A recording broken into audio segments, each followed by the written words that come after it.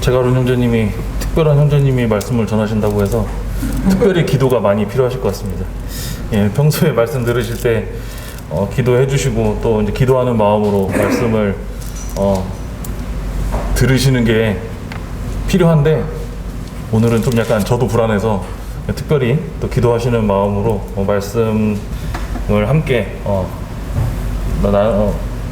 나누기를 원합니다. 오늘 말씀을 제가 부탁을 받았는데 제가 청년회에서 엠마오 성경학교에서 나온 윌리엄 맥도널드 형제님의 그리스도께서 사랑하신 교회라는 교재를 가지고 지금 공부를 하고 있어요. 지금은 이제 코로나 때문에 잠깐 못 하고 있는데 이 교재를 공부를 하면서 성도님들과 이제 함께 나눴으면 좋겠다 하는 내용들이 이제 보여서 그 부분에 대해서 말씀을 준비를 했습니다.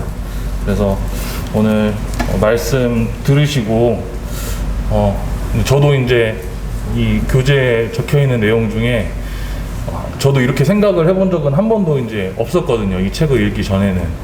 그래서 어떤 부분에서 현모경제가 저런 생각을 하게 됐는지 말씀을 통해서 또 제 이제 설교라고 하긴 좀 그렇고 이제 어떻게 보면 제가 말씀을 보면서 깨달았던 부분, 느꼈던 부분에 대해서 나누게 될 때 형제 자매님들도 동의가 되시면 아멘으로 화답해 주시면 감사하겠고 동의가 안 되시면 그냥 침묵해 주시면 감사하겠습니다. 마스크 벗을까요?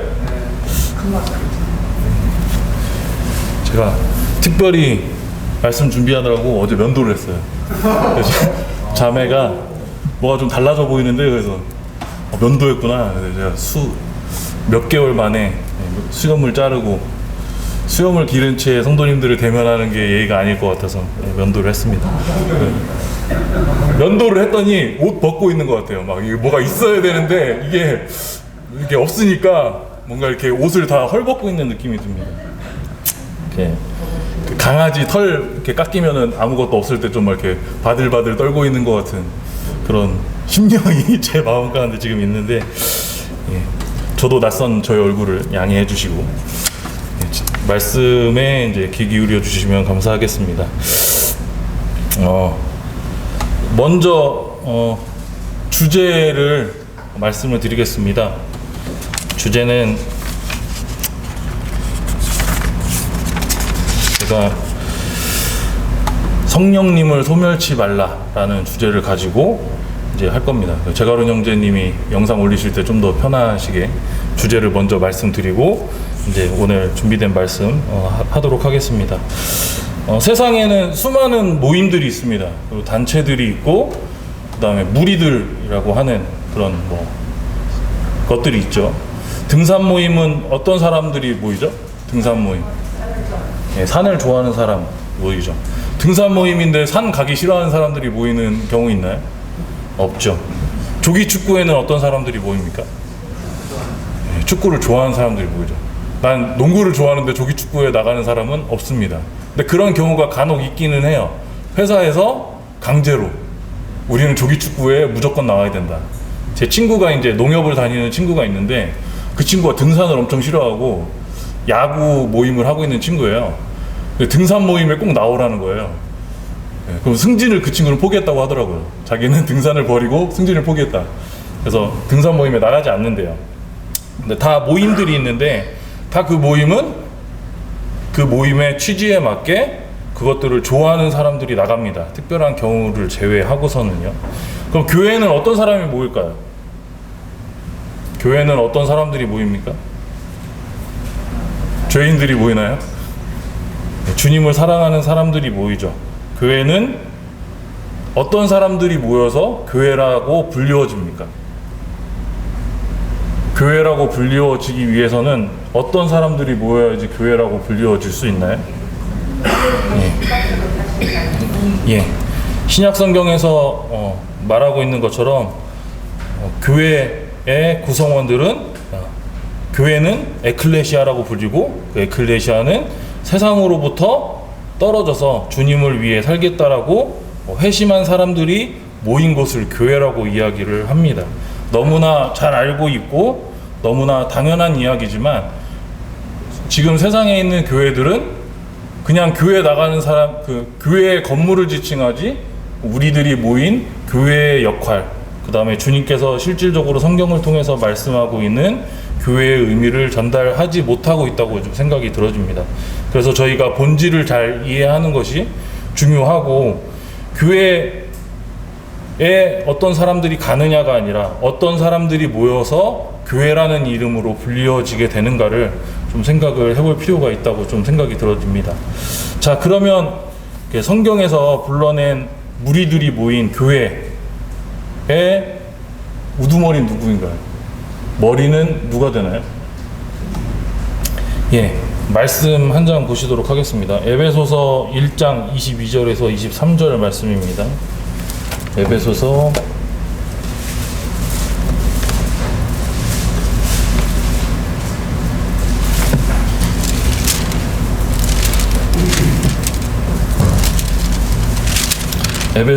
1장 22절입니다. 22절, 23절 말씀인데요. 제가 봉독해 드리도록 하겠습니다. 또 만물을 그 발 아래에 복종하게 하시고 그를 만물 위에 교회의 머리로 삼으셨느니라. 교회는 그의 몸이니 만물 안에서 만물을 충만하게 하시는 이의 충만함이니라. 자, 교회의 머리는 누구라고 성경에서 이야기를 해주고 있나요? 자, 교회의 머리는 형제 자매님들이 너무나 잘 아시는 것처럼 우리 주 예수 그리스도가 교회의 머리가 됩니다. 주님이 교회의 머리됨을 인정하십니까? 예, 감사합니다. 대답이 안 나오면 동의를 안 하시는 걸로 제가 생각을 하겠다고 얘기를 했기 때문에, 예, 갑자기 아멘을 안 해주셨으면 동의하지 않는 것으로 생각하려고 했는데, 저희가 그럼 저희는 교회는 그리스도의, 여기 말씀에 기록된 것처럼 그리스도의 몸이라고 이야기를 해주고 있는데, 몸은 머리의 생각대로 움직입니다. 머리의 생각대로 움직이지 않는 몸은 없습니다. 머리가 생각을 하는데 몸이 움직이지 않으면 그건 병들은 것이죠. 몸이 죽어 있는 것과 마찬가지입니다. 생각하고 움직이지 않는 걸 반사신경, 그 다음에 운동신경이라고 합니다. 공이 날아오는데 공을 보고 나 저 공을 잡아야지, 손을 올려야지 라고 하고 잡진 않죠. 갑자기 무의식적으로 이렇게 잡게 되는데, 그런 것들을 제외하고서는 모든 몸은 머리의 생각대로 움직여집니다. 이제 운동 경기에서 많이 이야기를 하게 되는데, 생각을 하고 움직이지 않는 경우 같은 경우는 반사신경이라고 말씀을 드렸고, 저희가 모든 일상에서는 다 생각을 하고 행동을 하고 생각을 하고 말을 합니다. 그렇기 때문에 그 사람의 행동과 말을 보면서 뭘 알 수 있죠? 그 사람의 생각을 알 수가 있습니다. 자, 그런 것과 마찬가지로 저희는 그리스도의 몸으로 불려졌기 때문에 주님의 생각을 잘 알고 분별하는 것이 필요합니다. 주님의 생각을 이해하지 못하고 행동을 하게 될 때 어떤 결과를 가져올까요? 주님의 뜻이 아닌 일을 하는 교회의 모습으로 그 결과를 가져오게 된다고 생각이 들어집니다. 교회 머리와 몸의 관계, 몸과 머리의 관계를 이해하신다면 좀 그리스도와 교회의 관계와 교회와 그리스도의 관계를 쉽게 이해하실 수 있을 것 같아요. 몸이 먼저 행동을 하지 않죠. 생각을 하지 않는데. 그렇기 때문에 머리의 역할이 중요한 것이고, 머리가 생각을 했는데 몸이 안 움직이면 그것도 정상된 육체라고 볼 수 없기 때문에 반응하지 않는 몸도 문제가 있는 것입니다. 그렇기 때문에 머리와 몸의 관계로 교회를 풀어갈 수 있는데, 자, 제가 처음에 주제가 뭐라고 했죠? 제가 주제가 뭐라고 말씀드렸는지 지금 한 2분, 3분밖에 안 지난 것 같은데, 주제가 뭐라고 했죠? 성령님을 소멸하지 말자. 성령님을 소멸하지 말자라고 이제 주제를 말씀을 드렸는데, 성령님을 소멸하지 말자고 이야기를 하고서 지금 제가 계속 교회에 대해서, 그리스도에 대해서 이야기를 하는 저희가 무엇인지 지금부터 본론을 이야기하도록 하겠습니다. 자, 그러면 교회의 머리가 그리스도라고 말씀을 드렸고, 교회의 머리가 그리스도라는 것을 여기 앉아 계신 형제 자매님들이 다 인정을 아멘으로 해주셨습니다. 자, 그러면 그리스도께서 머리 되신 것을 저희가 어떻게 알 수 있고 그리스도의 뜻을 어떻게 분별할 수가 있는지 한번 살펴보도록 하겠습니다. 제가 오늘 감사기도 드렸을 때 읽었던 말씀인데요. 요한복음 14장 26절 읽어보도록 하겠습니다. 요한복음 14장 26절입니다.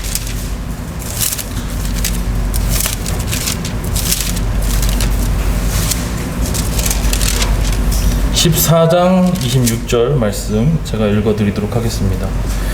보혜사 곧 아버지께서 내 이름으로 보내실 성령 그가 너희에게 모든 것을 가르치고 내가 너희에게 말한 모든 것을 생각나게 하리라. 자, 예수님께서는 부활하신 다음에 제자들과 있다가 하나님 우편으로 가셨습니다. 하나님 우편에서 무엇을 하고 계실까요? 저희가 머무를 처소를 예비하시고 또 하나님 우편에서 저희가 믿음의 싸움을 계속 잘 싸울 수 있도록 기도를 하고 계시죠. 그러면 교회의 머리는 주님이라고 했는데 주님이 지금 저희와 함께 계신가요? 이 말씀대로 따졌을 때는 함께 계시지 않다라고 보는 것이 이제 맞다고 생각이 들어집니다. 자, 그러면서 무엇을 저희에게 보내주셨나요? 보혜사 성령님을 저희에게 보내주셨죠. 자, 보혜사 성령님이 하시는 일이 여기 기록되어 있는데, 자, 뭐라고 되어 있나요? 주님께서 가르친 것을 다 가르치시고 말한 모든 것을 생각나게 한다. 그러니까 저희가 하나님의 뜻을 어떤 것을 통해서 분별을 하죠? 말씀을 통해서 분별을 하죠.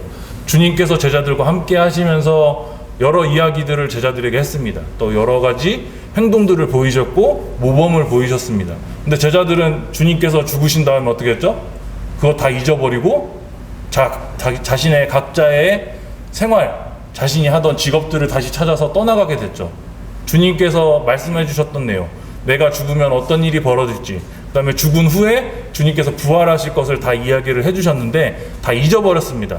성령님이 임하시기 전까지는. 그래서 성령님께서 오신 다음에 제자들이 주님께서 말씀하신 것들을 분별하게 됐고 주님께서 우리에게 살아생전에 어떤 이야기를 하셨는지 알게 하셨어요. 그렇기 때문에 그리스도의 머리 됐다, 머리됨을 인정한다라고 하는 것은 성령님이 우리와 함께 하시고 우리의 주권자가 성령님이 되신다. 교회의 머리는 그리스도이고 그 그리스도의 분별을 우리 가운데 하게 하신 것은 성령님이다라는 것을 인정하게 되는 결과로 오게 됩니다. 제가 오늘도 그 예배 시간에 감사 기도를 하면서 하나님의 영이 우리 가운데 거하는 것이 성령님이잖아요. 그 성령님이 임한다는 것이 얼마나 놀라운가에 대해서 감사를 드렸는데, 구약시대에 먼저 죽었던 예수님이 성령님을 저희에게 허락하시기 전에 이전의 성도들은 하나님의 영이 저희 가운데 있었나요? 저희 가운데 있지 않았습니다. 성막 가운데 있었고 하나님의 영은 나와 동행하는 것이 아니었어요.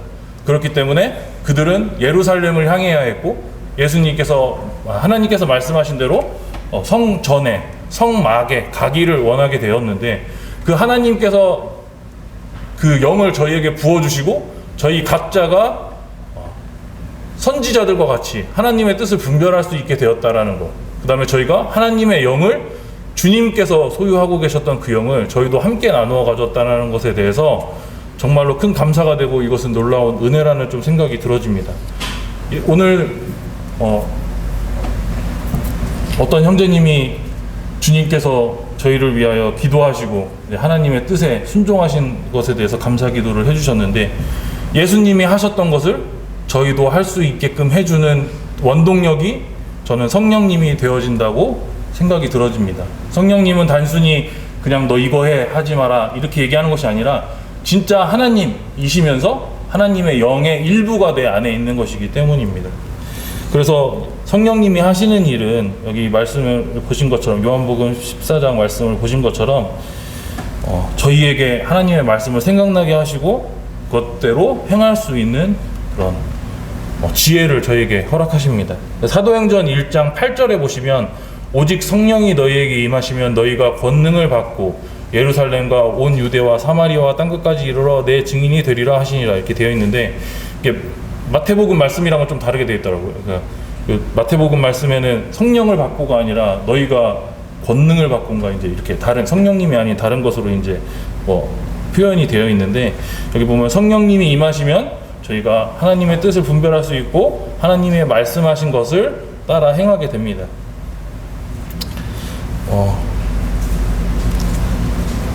자, 그러면 성령님이 저희를 어디까지 인도하시는지를 좀 살펴보기를 원합니다. 성령님이 교회의 머리 되신다고 하셨는데, 그럼 성령님이 저희를 어디까지가 우리가 성령님의 분별로 봐야 되는지를 좀 살펴보고자 하는데요. 사도행전 13장 1절부터 4절 말씀 보시도록 하겠습니다. 사도행전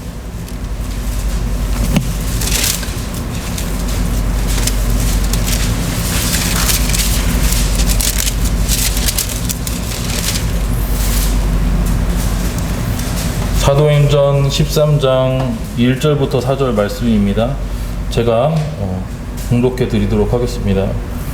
안디옥 교회의 선지자들과 교사들이 있으니 곧 바나바와 니게르라 하는 시므온과 구레네 사람 루기오와 분봉왕 헤롯의 젖동생 마나엔과 및 사울이라. 주를 섬겨 금식할 때에 성령이 이르시되 내가 불러 시키는 일을 위하여 바나바와 바울을 따로 세우라 하시니 이에 금식하며 기도하고 두 사람에게 안수하며 보내니라. 4절까지 읽겠습니다. 두 사람이 성령의 보내심을 받아 실루기아에 내려서 거기서 배 타고 구브로에 가서 이렇게 되어 있는데, 바나바와 사울이 성령님의 인도하심에 따라 선교지로 보내지는 모습이 여기서 보여지게 되는데, 성령님은 저희가 기도하고 말씀 분별을 원할 때 저희를 구체적으로 세우시고 저희를 구체적으로 인도하시는 것을 볼 수가 있습니다.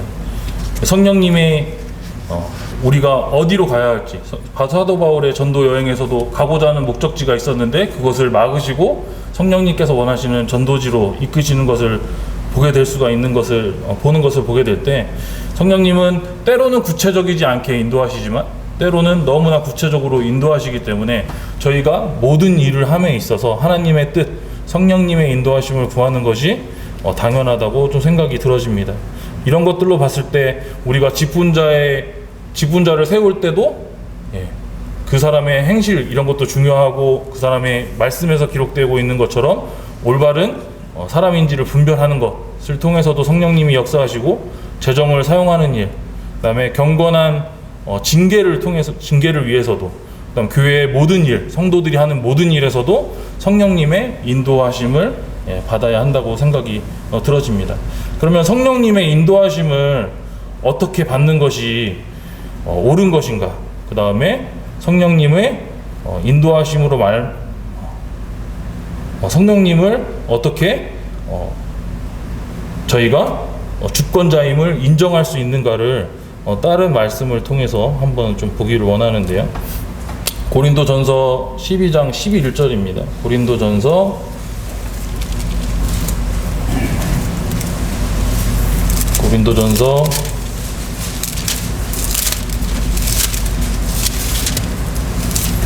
12장 11절입니다.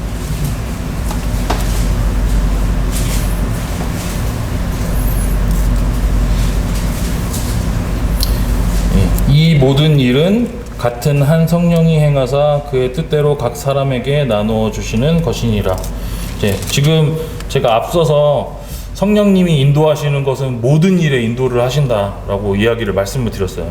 우리가 생각하는 모든 것에 성령님의 인도하심을 받아야 하고, 교회의 모든 일, 그 다음에 그런 것들에 교회의 모든 일에 성령님의 인도하심을 구해야 되는데, 그 일을 구하는 데 있어서 여기에 보면 성령님의 주권은 절대적임을 인정해야 한다는 것에 대해서 말씀을 드릴 수가 있습니다. 여기 보면 고린도전서 12장 1절부터 쭉 보시면 이 앞쪽에는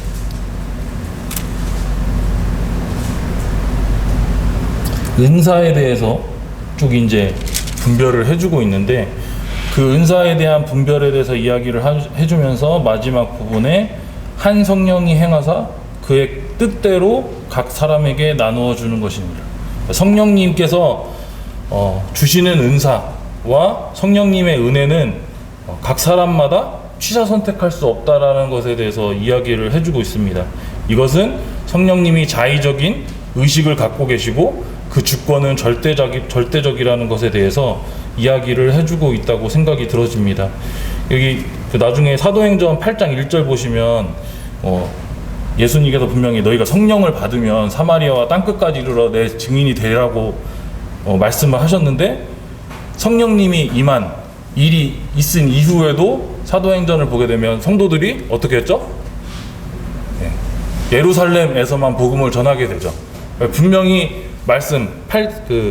사도행전 8장 1절에 시작할 때 보면 성령이 너에게 임하시면 너희가 권능을 받아 예루살렘과 온 유대와 사마리아와 땅끝까지 복음을 전하라고 이야기를 했다고 나오는데, 성도들은 어떻게 했냐면 예루살렘에서만 복음을 전하게 됩니다. 근데 성령님께서는 이미 결정을 하셨던 거예요. 유대와 땅끝까지 복음을 전하겠다고 결정을 하셨는데 사람들은 그거에 대해서 순종하지 않았죠. 근데 그 어떤 결과가 일어났죠? 스데반이 죽임을 당하는 일을 통해서 핍박이 일어나고, 그 다음에 그 일들을 통해서 그들이 흩어지는 일을 겪게 됩니다. 그래서 여기 은사에 대해서 이야기를 해주고 있는 부분은, 제가 은사를 사람마다 주어지는 것을 바꿀 수도 없고, 성령님께서 하시고자 하는 일은 사람이 저항한다 할지라도 바뀌지 않는다는 것에 대해서 이야기를 하려는 것인데, 이 말씀을 드리는 이유는 하나님의 성령님을 우리가 이제 어떻게 생각하는지를 좀 생각해 볼 필요가 있어요. 성령님을 성경에서 어떤 것으로 표현을 하고 있죠? 비둘기, 바람, 그 다음 불, 이런 것들로 표현을 하고 있는데, 저희는 성령님이 절대적 주권자라는 것을 인정하지 못하는 삶을 살 때가 너무 많이 있다라고 생각이 들어집니다. 자, 어떤 예로 그런 말씀을 드리냐면, 성령님은 옆에서 도우시는 분, 그 다음에 내 옆에서 속삭이면서 하나님의 뜻을 알게 하시는 분으로 이야기할 때가 되게 많죠. 보혜사 성령님이라고 해서. 그래서 그분의 생각은 들을 수도 있고 안 들을 수도 있고 내가 취사 선택할 수 있는 의지가 있는 것으로 분별할 때가 되게 많이 있습니다. 하지만 여기 은사 부분에서 말씀해주고 있는 것처럼 성령님은 스스로 자의적인 주체의식을 가지고 계시고, 그 은사를 사람들에게 허락하신 것을 저희가 바꾸고 싶어요 라고 기도한다고 해서 바뀌지 않는다는 것에 대해서 이야기를 해주고 있습니다. 이렇게 성령님은 그냥 저 옆에서 도우시는 분뿐만 아니라 절대적인 주권을 가지신 분이라는 것을 알 수 있습니다. 자, 또 한 가지로는 그러면 성령님이 강제하시는 분이냐라고 한다면, 그거에는 제가 성경에서 그렇지 않다라는 부분에 대해서 지금 방금 전에 곁들여서 말씀을 드렸어요. 자, 성령님은 주권이 있으신 분이지만 저희를 강제하지 않으시는 분입니다. 하나님께서 저희를 강제하셨다라고 한다면, 성령님의 음성에 무조건 귀 기울여서 그 음성대로 복종하게 하셨다고 한다면 저희는 로봇에 다르지 않을 겁니다. 하나님께서 저희를 자유의지를 가진 존재로 지으시지도 않으셨을 거고, 선악을 알게 하는 나무와 생명나무를 허락하지도 않으셨을 겁니다. 왜냐하면 그냥 생명나무만 만드셨겠죠. 그런데 하나님은 저희에게 자유의지를 주셨기 때문에 성령님의 이렇게 절대적인 주권을 가진 성령님의 음성에 거부할 의지도 저희가 가지고 있다라는 것입니다. 자, 여기에서 오늘 주제에 해당하는 성령을 소멸치 말라라는 의미에 대해서 이제 형제 자매님들과 이제 함께 나누기를 원합니다. 제가 이제 장황하게 설명을 드렸어요. 왜 교회가 왜 있는지, 그다음에 교회의 머리가 누구인지, 그다음에 그 머리의 뜻인 성령님의 의미가 무엇인지, 그다음에 성령님이 하시는 역할이 무엇인지에 대해서 설명을 드렸는데, 이 부분에 대해서 동의가 되지 않는다면 성령님을 소멸하지 말라는 내용에 대해서 제가 준비된 교재를 함께 나눈다 할지라도 이거에 대해서도 동의되지 않으실 거로 생각이 들어집니다. 그래서 저희가 무슨 일을 함에 있어서 그 본질을 제대로 이해하는 것이 중요한데, 그래서 왜 교회 가운데 성령님을 허락하셨는지를 살펴보기 위해서 교회와 그리스도와의 관계, 그 다음에 그 가운데 저희에게 허락하신 성령님의 역할에 대해서 간략하지 않게 설명을 드렸습니다. 시간을 보니까 간략하지 않네요. 예. 그래서 제가 말씀을 준비하면서 어머니한테 내동교에서 이제까지 한 번도 듣지 못한 짧은 말씀을 듣게 될 거다라고 얘기했는데, 저희 어머니가 야, 그렇게 속단하지 마라, 말하다 보면은 1시간을 너도 할 수 있다, 이렇게 얘기를 하셨는데, 이러다 진짜 1시간이 될 것 같습니다. 그래서 이제 지금 성령님이 왜 어떤 역할을 하시고 또 성령님이 왜 우리에게 주어졌는지에 대해서 살펴보았는데, 말씀 한 장 보시도록 하겠습니다. 데살로니가 전서 5장 19절인데요. 오늘 주제와 가장 관련이 있는 말씀이라고 생각을 하시고 말씀을 찾아보도록 하겠습니다. 데살로니가 전서 5장 19절입니다.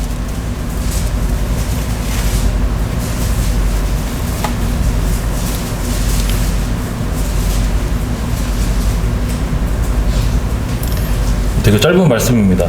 성령을 소멸하지 말며, 이렇게 나옵니다.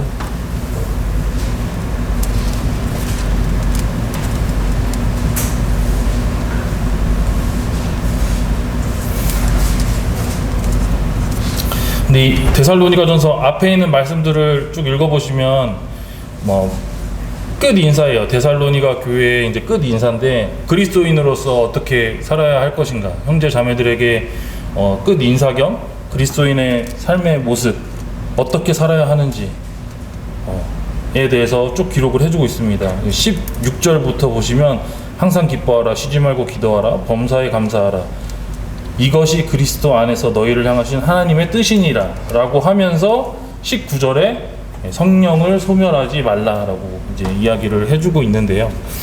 네, 저희가 이제 청년들이 같이 공부하는 그리스도께서 사랑하신 교회에 성령에 관한 부분을 보다 보니까 제임스 댄이라는 신학자인지 목회자인지는 알 수 없습니다. 전 누군지도 잘 모르겠는데, 제임스 댄이라는 분이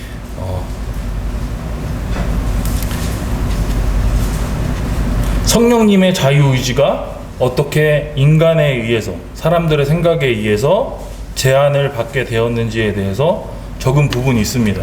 그 내용을 보면 왜 성령을 소멸하지 말라라고 이야기하고 있는가에 대해서 좀 설명을 하고 있는데, 그 부분에 대해서 제가 좀 간략하게 제가 분별하고 있는 내용과 섞어서 말씀을 드리도록 하겠습니다. 오순절 성령이 임하였을 때 성령 강림을 불의 혀로 표현을 해주고 있습니다. 은사를 받은 성령님이 임한 후에 은사를 받은 성도들은 놀라운 변화를 보였습니다. 그들의 변화는 불같았고, 성경에서 보시면 펄펄 끓는 것으로 표현이 되고 있습니다. 거듭난 성도들은 불타는 열정을 가졌고, 그들의 입에서는 방언과 예언이 쏟아졌고, 그 다음에 서로 찬송하고 기도하기를 힘썼습니다. 은사에 따라 복음을 전하는 사람들이 되었습니다. 그런데 그들이 나중에는 어떻게 되었나요? 그랬던 그들도 육신이라는 죄의 몸을 가지고 있는 자로서 지속해서 성령님의 음성에 귀 기울이지 못하게 되었고, 반응하지 못하면서 처음에 그 열정으로 세워졌던 교회들의 육신적인 생각과 그 다음에 거짓 교사들이 들어옴으로 말미암아 그 불들이 사그라들고 소멸되는 상태가 되었습니다. 자, 이런 상태, 우리가 하나님의 음성에 귀를 기울여야 하고 하나님께서 우리에게 말씀하신 것들을 분별하게 되는 영적인 상태에 가장 중요한 성령님이 소멸했을 때 우리에게 일어나는 일에 대해서 이야기를 해주고 있는데, 이것이 제가 이 말씀을 읽었을 때 분별했던 성령을 소멸치 말게 하라였습니다. 이것은 개인적인 그 말씀 분별로 보통은 저는 생각을 했습니다. 그리고 제가 말씀을 들을 때도 그렇게 받아들였고요. 성령을 소멸치 말라는 어떻게 받아들이냐면, 내가 스스로 노력하지 않았기 때문에, 하나님의 말씀을 보지 않았고 기도하지 않았고 하나님의 말씀에 귀 기울이지 않았기 때문에 성령님이 소멸하게 된 거야. 성령님이 소멸하게 된 것은 다 나의 책임이고 내가 신앙생활을 제대로 하지 못했기 때문이야. 그렇기 때문에 성령님을 다시 소멸하지 않고 불타고 일하게 하기 위해서는 내가 말씀을 보고 내가 기도를 하고 내가 주님의 일을 더욱더 사모하는 마음을 가져야 해 라고 분별을 하고 이해를 했었는데, 이 교재에는 그렇게 쓰여 있지 않습니다. 저희가 공부하는 교재에는 그렇게 쓰여 있지 않고요. 제가 좀 전에 말씀드린 제임스 댄이라는 분은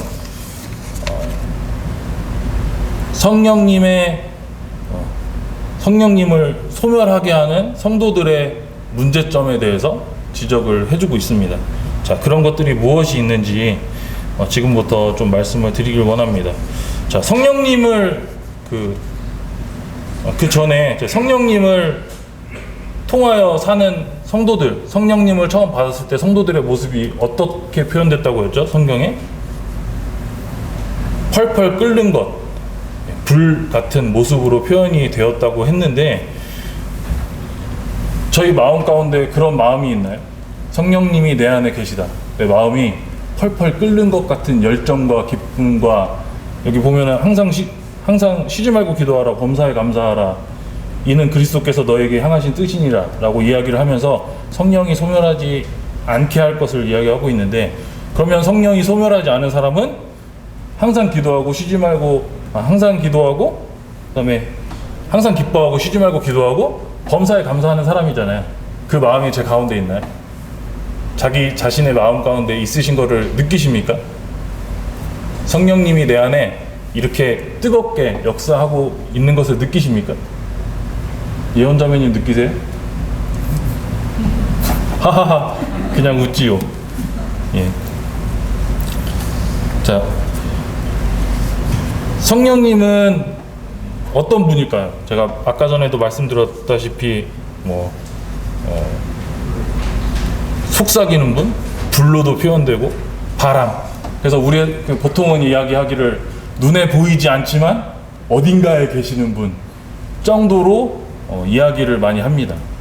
그래서 성령님의 음성에는 우리가 귀 기울여서 되게 자세히 들어야 한다라고 이야기를 해주고 있죠.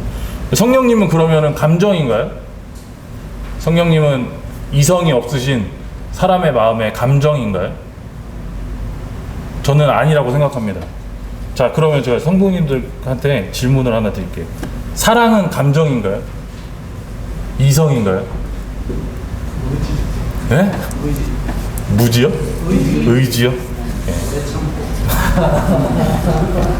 보통 사랑을 어떻게 표현하냐면 네가 너무 보고 싶어, 너와 함께 있는 시간이 너무 소중해. 제가 자매한테도 이런 얘기를 해본 적이 별로 없는 것 같은데,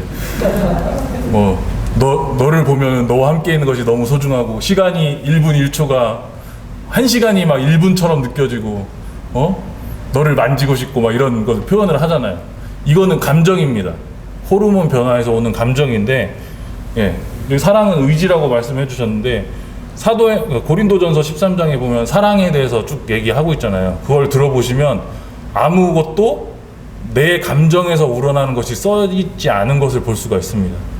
성령님도 저는 그것과 같다고 생각이 들어집니다. 성령님의 역사는 마음의 그냥 동요가 아닙니다. 내가 그냥 이런 생각이 들었어 라고 말하는 것이 성령님의 말씀으로 분별될 수 없습니다. 그건 내 생각일 수 있고 내 의지일 수 있습니다. 성령님은 밑도 끝도 없이 역사하시는 분이 아닙니다. 여기 사랑을 고린도전서에서 다른 사람을 향한 의지, 내가 너를 생각하는 마음을 내 몸을 복종시키고 헌신해서 드려지는 것이 사랑이라고 표현된 것처럼 성령님은 지식이 함께 있으신 분입니다. 그렇기 때문에 우리에게 밑도 끝도 없이 무언가를 말씀하시는 분이 아니에요.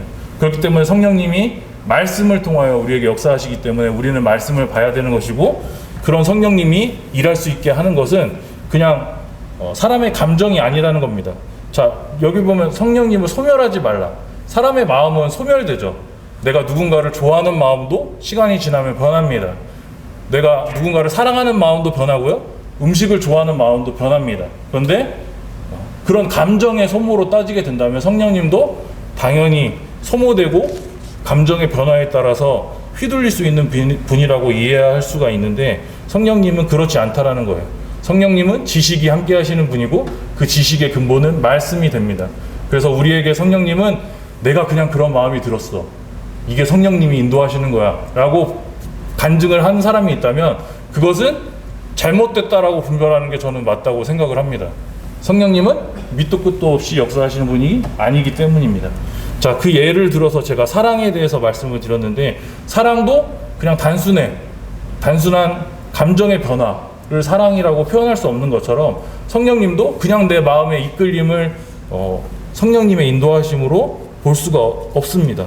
그렇기 때문에 성령님은 분명하게 하나님께서 말씀하신 것과 같이 내가 거룩하니 너희도 거룩하라 라고 하신 말씀대로 그냥 어떤 성도가 갑자기 성령님께서 나에게 이렇게 하라고 하셨다라고 하면서 내 왼쪽 가슴에 주님을 문신으로 새기고 왔어요.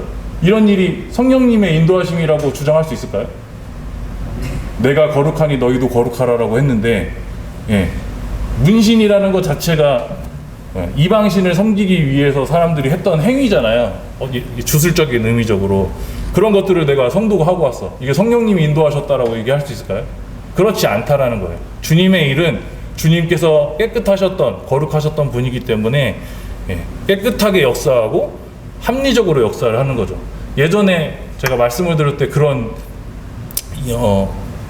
다른 일화를 들은 적이 있습니다. 어떤 형제님이 옛날에 깡패셨는데, 깡패라고 하면 좀 그렇고 건달이셨는데 구원받은 게 너무 기뻐서 막 간증을 하시다가 그 주님이 역사했던 일을 막 이야기하시다가 갑자기 그러면서 갑자기 담배를 꺼내서 담배를 피시면서 그 간증을 하셨다고.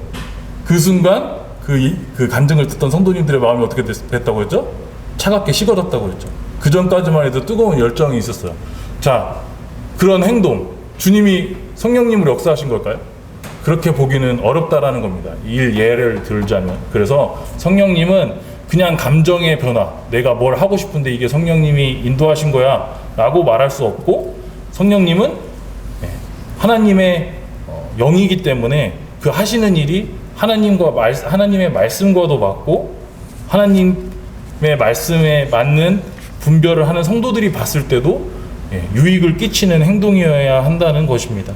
자, 그 이야기를 드리면서, 자, 여기 성령을 소멸하지 말게 하라는 것이 저는 개인적인 것이라고 생각을 했는데, 제가 아까 전 말씀드렸죠. 여기 제임스 댄이라는 그런 신학자는 어떻게 이야기를 했냐면, 다른 사람의 성령을 소멸시키지 않을 것에 대해서 이야기를 하고 있습니다. 자, 다른 사람의 성령을 소멸시키지 않을 것, 어떤 의미인 것 같으신가요? 성령은 네가 스스로 지키는 거야. 네가 말씀을 보고 기도하고 이래서 네가 성령이 소멸하지 않게 하는 거야 라고 저는 이렇게 분별을, 성령을 소멸시키지 말라라는 부분을 분별을 했는데, 자, 여기 보면 다른 사람의 성령을 소멸시키지 않게 하는 것이라고 제가 간략하게 정리를 했는데, 자, 이 의미는 성령님께서 진짜, 성령님은 제가 뭐라고 말씀드렸죠? 감정이 아니라고 말씀드렸죠. 감정에서 우러나는 것이 아니라 진짜 그 사람 가운데 말씀적으로 분별해도 무리가 없는 그런 성령님의 역사하심이 있을 때 성령님을 소멸시키게 하는 성도들의 몇 가지 행동들을 이 성경학자가 적어놨는데, 자, 그거를 첫 번째는 육신적인 평가, 그 다음에 두 번째는 냉담한 표정, 세 번째로는 모욕적인 말, 네 번째로는 침묵, 다섯 번째로는 고의적인 무시 등을 통해서 성령이 일하시는 것을 소멸하게 하는 일에 우리가 재료로 사용되어질 수 있다는 것에 대해서 이야기를 하고 있습니다. 자, 이것에 대해서 말씀을 드리자면, 제가 성령님은 감정이 아니라고 말씀드렸습니다. 사랑도 감정이 아니라고 말씀드렸습니다. 그냥 내가 좋아서 하는 게 아니라는 겁니다. 오해 없으시길 바랍니다. 자, 성령님은 내 옆에서 내 마음 가운데 역사하시는 영이라고 해서 무엇이든지 가능한 게 아닙니다. 주님의 일은 주님의 방법이 있고, 주님께서 은사를 주신 이유는 다른 성도를 세우기 위해서, 다른 성도들에게 유익을 주기 위해서라고 하신 것처럼 성령님을 주신 이유도 다른 성도들의 유익을 위해서, 다른 성도들을 세워가는 일을 하기 위해서 주신 것이기 때문에 그것이 그냥 개인적인 감정에 치우치는 것을 성령님이 역사하신다라고 얘기하지 않는다고 말씀을 드렸습니다. 자, 이렇게 역사하는 성령님이, 감정으로 역사하지 않는 성령님이 갑자기 그 주일날에 나와서 막 찬양을 하고 어떤 형제가 워십을 했어요. 그걸 보면은 어떤 분은 어떻게 생각할 수 있을까요? 저 형제 왜 저러지? 네? 왜 나가서 갑자기 워십을 하지? 이렇게 생각할 수 있잖아요. 자, 그런 행동이나 저거 되게 거북한데? 이런 생각이 들게 하는 표정과 말과 무관심이 그 사람의 가운데 역사하는 성령님의 일하심을 소멸하게 할 수 있다는 것입니다. 자, 다윗 왕이 주님의 성막이 이제 예루살렘으로 왔을 때 어떻게 했죠? 나가서 춤을 췄잖아요. 춤을 췄는데 어떻게 됐죠? 바지가 막 내려갔죠. 근데 그거를 보고 있던 왕비가 어떻게 했어요? 비난했죠. 아유, 채통 좀 지키지, 저게 뭐야, 왕이. 근데 그 사람에게 하나님이 왕이 채통을 못 지키게 하나님이 자신에게 오신 것을 기뻐하는, 어떻게 보면 춤을 추고 이렇게 기쁨을 표현하던 다윗이 바지가 내려간 것을 하나님이 안 좋게 생각하셨나요? 아니면 그 행동을 나쁘게 평가하는 사람을 안 좋게 보셨나요? 그의 이유에 보시면 그 나쁘게 평가하는 것을 하나님이 더 기쁘게 보지 않은 것을 우리가 말씀을 통해서 볼 수가 있습니다. 자, 이것처럼 성령님께서 우리에게 진심으로 역사하시는 것을 우리가 드러낼 때 말씀이 될 수도 있고, 기도가 될 수도 있고, 찬양이 될 수도 있고, 그 다음에 워십이 될 수도 있고, 어떤 간증이 될 수도 있습니다. 그것의 형태는 무엇이든지 될 수 있는데, 그 사람이 성령님을 의지해서 무언가를 했을 때 성령님께서 현무가 이렇게 말해 라고 해서 그 말을 했는데 그것을 신랄하게 성도들이 비판하고 평가한다면 어떻게 될까요? 다음에 그렇게 또 할 수 있을까요? 제가 한번 예전에 찬송을 부르고 감사기도를 한 적이 있어요. 저쪽 자리에 앉았던 걸로 기억을 하는데, 찬송을 부른 다음에 송축해 내 영혼인가 막 이런 걸 불렀어요. 송축해 내 영혼 내 영혼, 한 다음에 감사기도를 드렸는데 제 찬송을 부르니까 다윤이가 옆에서, 제 딸이 옆에서 앉았다가 아빠 왜 저래? 왜 노래를 부르고 난리야? 막 이제 그렇게 얘기하는 거예요. 근데 제가 이제 감사기도를 해야 되는데 이미 이제 거기에 이제 얘기 들었으니까 막 마음이, 주님을 송축하려고 했던데 마음이 있었었는데, 분명히 그 찬양을 부를 때만 해도 이게 막 뭐라고 하는지도 모르겠는 거예요. 제가 감사 기도를 어떻게 해야 되는지도. 그래서 막 이렇게 그냥 좀 하다가 주 예수님의 이름으로 감사 기도 드렸습니다 하고서 이제 마무리를 했는데, 자, 그런 이야기, 성령님이 다시 움직이게 될 수 있을까요? 네, 그런 것들을 하는 데 있어서 우리가 장애 요소가 될 수 있는 일들이 나에게도 있고 다른 성도들에게 있다라는 것에 대해서 제임스 댄이라는 신학자는 이제 기록을 해주고 있습니다. 자, 이제 예를, 제가 경험한 게 많지 않아서 예를 듣기는 좀 그런데, 캠핑 같은 거 요즘에 젊은 사람들이 많이 가잖아요. 죄송합니다. 여기 젊은 사람들이 몇 명 안 계셔서. 네, 젊은 사람들이 캠핑을 많이 가는데, 캠핑을 가면 요즘에 불멍이라는 걸 합니다. 불멍 아시나요? 처음 들어보신 분은 좀 요즘 사회의 트렌드를 좀 이해를 못 하시는, 불을 때리면서 멍청하게 멍 때린다는 말을 좀 제가 하긴 그런데, 멍 때리는 거예요. 멍청하게 있는, 그러니까 뇌를 쉬게 하는 거죠. 불을 쳐다보면서 멍청하게 있는 상태를 불멍이라고 합니다. 물멍이 뭔지 아시나요? 물멍은 어항을 쳐다보면서, 물을 쳐다보면서 멍을 이렇게 때리는 게 물멍이라고 하는데, 불을 지피면, 저도 어렸을 때 시골에 살아서, 저는 어렸을 때 복수동이 그렇게 시골이라고 생각을 안 했었는데 커서 생각해보니까 되게 시골이더라고요. 대전 끝에 있는 시골이었었는데, 불을 지피러 가면 처음에 불을 지피면 어떻게 되죠? 연기가 막 나죠. 그럼 연기가 나니까 이게 불이 잘못 지펴진 건가요? 네. 불이 잘못 지펴졌다. 연기가 난다. 눈이 너무 따갑다. 그 불을 꺼버리나요? 아니죠. 불이 더 잘 붙을 수 있게 장작을 공급하고 바람을 책받침 같은 거를 이렇게 바람을 일으켜서 공기를 산소를 더 공급해줘서 불이 더 잘 타게 하죠. 그러면 어떻게 되나요?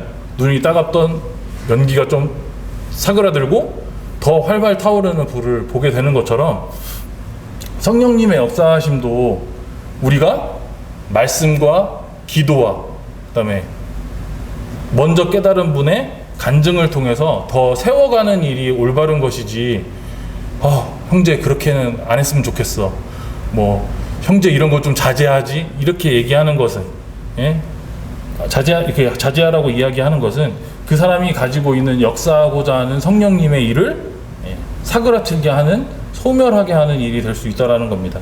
자, 이것을 내적인 부분과 외적인 부분으로 볼 수 있다고 생각이 들어지는데 내적인 부분에서는 자기 스스로 저 스스로에게 이야기할 수 있습니다. 자, 주일날에 자리가 많이 비어 있어요. 나가고 싶은 마음이 당연히 성도라면 들겠죠? 근데 바쁘다는 핑계로 가지 않습니다. 자, 그거는 뭘까요? 성령님을 내 스스로 소멸하게 하는 일을 내가 하는 거라고 볼 수 있습니다. 자, 교회 가운데 어려운 성도를 봤습니다. 내 마음 가운데 성령님이 계시다고 한다면 어떤 마음이 들까요?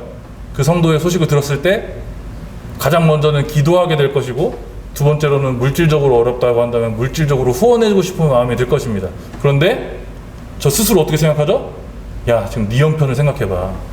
네 형편을 보면 누굴 도와줄 형편이 아니야.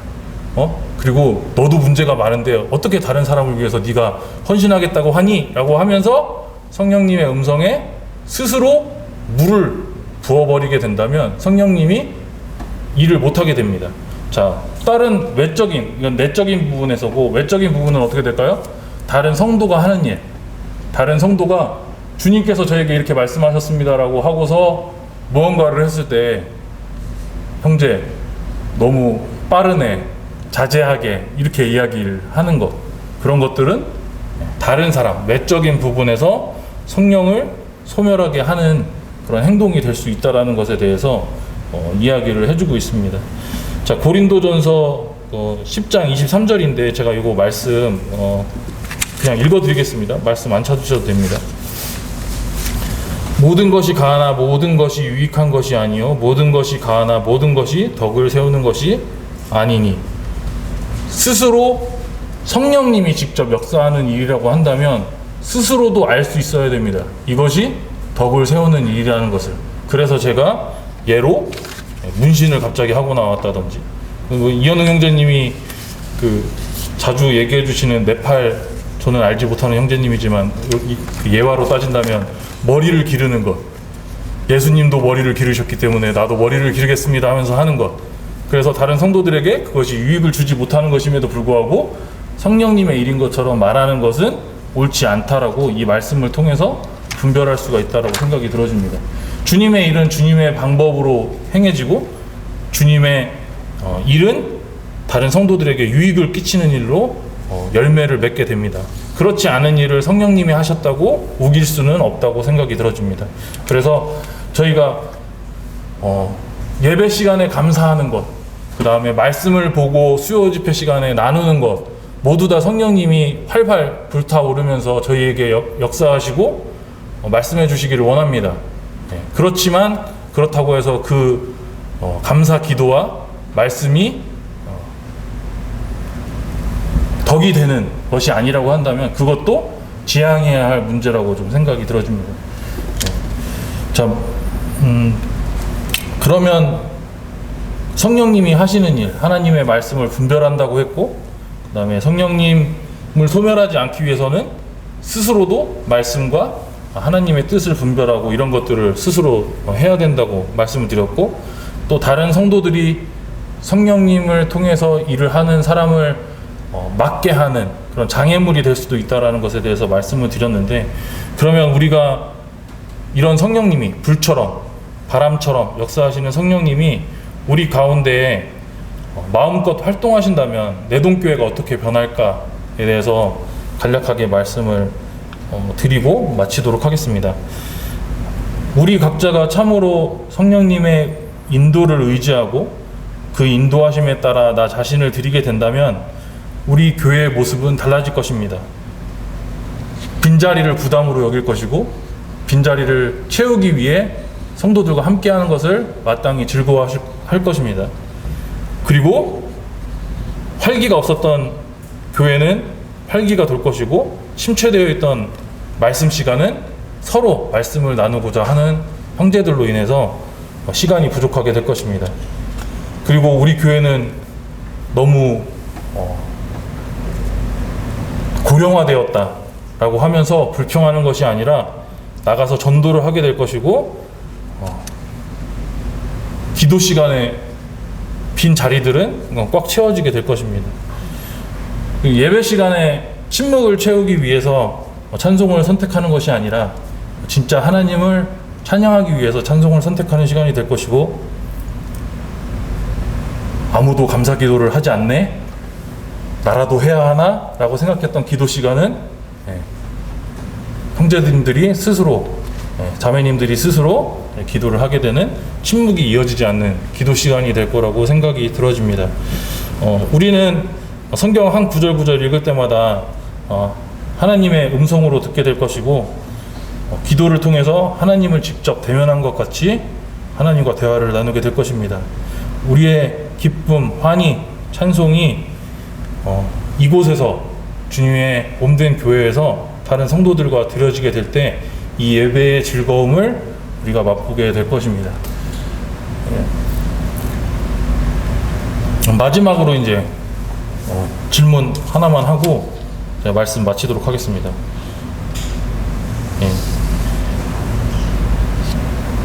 형제 자매님들의 마음 가운데 성령님이 계십니까? 계신다고 한다면 이와 같은 변화가 교회 가운데 있을 거고 저희 가운데도 있을 거라고 생각이 들어집니다. 오늘 말씀은 이상으로 마치도록 하겠습니다. 오늘 점심 메뉴는 죽입니다. 죽을 썼지만 소화가 잘 되실 걸로 생각이 들고 말씀 마치도록 하겠습니다. 감사합니다.